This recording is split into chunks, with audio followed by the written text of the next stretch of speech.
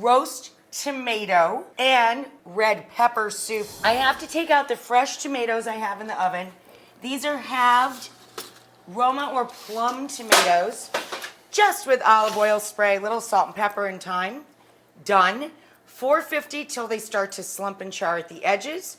20 to 30 minutes, depending on how hot your oven rolls. So into our pot for the soup base, I'm going to add your usual suspects. Onion, carrot, and celery, one of each, and a couple cloves of crushed garlic. So kosher salt or fine sea salt, a little over the shoulder for luck, right?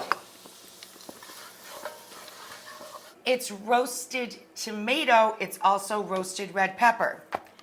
I already peeled and chopped up a couple. Here's all I did. And you could take this from a jar or from leftover antipasto you put out yesterday. Here's the ones I charred up this morning, a little while ago, a couple hours ago. I'm going to peel off the charred skin. Boop. Done. I'm just going to separate it with my hand and pull out the seeds and the stem end. All right? Then all I do is coarsely chop them, and we're going to add them to the vegetables that are sweating. What's the thickening agent in the soup? And this was just a lid I put on the pot to let the peppers cool. What is our thickening agent? This is clever. I can't remember where I read about it. La Cucina Italiana, or maybe the Times.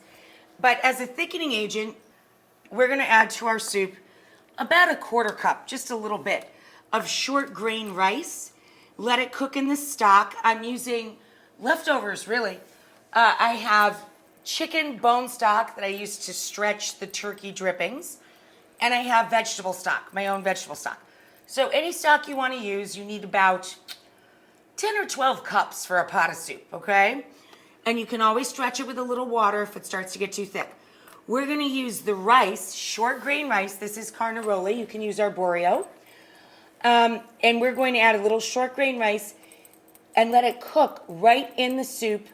And then we're going to puree the whole, seriously a hot mess, with an immersion blender.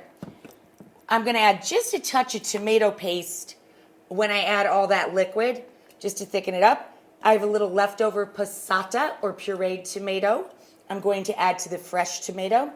And you can use a splash of wine.